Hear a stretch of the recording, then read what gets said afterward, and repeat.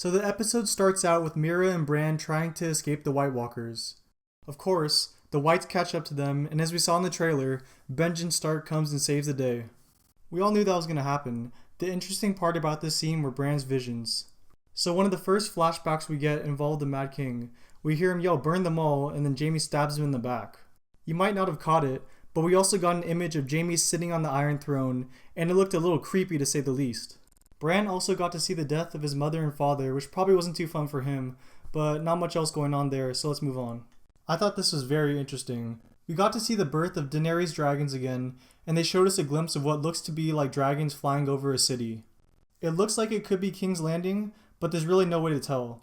But I think we can assume that this is not a vision of the past, but rather of the future when Daenerys finally makes her arrival in Westeros.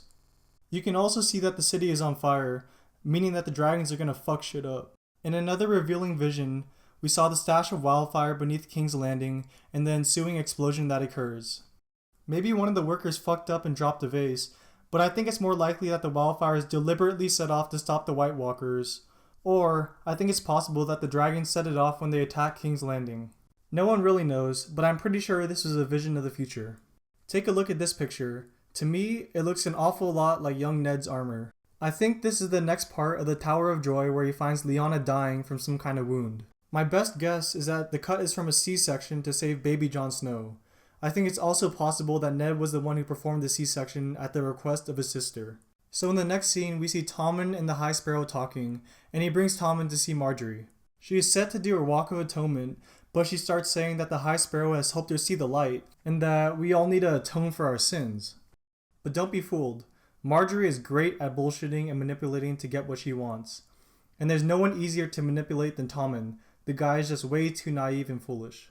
Next, we finally get to meet Sam's dad, Randyll Tarly, and although the guy does bring up some good points, he's still a major asshole. During dinner, Randyll Tarly brings up Heartsbane, the Valyrian steel sword that has been in the family for 500 years. He also says Sam will never get to wield it, which pretty much just gave away that Sam will wield it at some point. I just didn't think it would happen in the very next scene. Heartsbane will definitely come in handy in the near future for Sam. So I was very surprised when Arya actually poisoned Lady Crane's drink. But as you saw at the very last second, she knocks over the glass and alerts the good woman to the girl who wants her dead. This pretty much marks the end of Arya's association with the Faceless Men, and she retrieves Needle and sets up camp next to a wall. The waif is sent by Jack and Hagar to kill Arya, and we will definitely be seeing them duking it out. I think Arya wins that fight, and remember when Jack and Hagar said this? One way or another, a face will be added to the hall.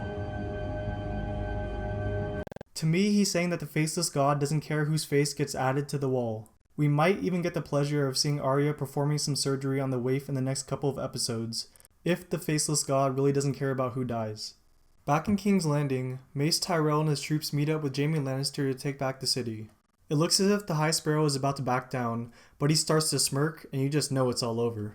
Tommen comes out, and it's clear that he's totally whipped by Margaery, as he declares that the Crown and the Faith have made an alliance. He even orders Jaime to go take back the Riverlands from the Blackfish. In the next scene, Walder Frey berates Lame Lothar and Black Walder for allowing the Blackfish to take Riverrun.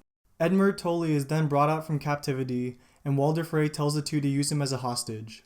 Then Jaime and Cersei talk for a little, and we get to see some more incest. Benjen also reveals himself to Bran and Mira, and has Bran drink some rabbit blood for reasons unknown to me.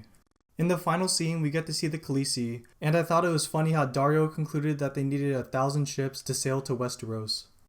Build me 1,000 ships, and I will give you this world.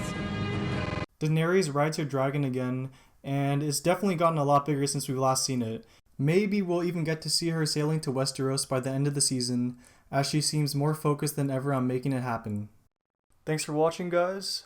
Like if you enjoyed this content, as it really helps me out, and subscribe for more videos.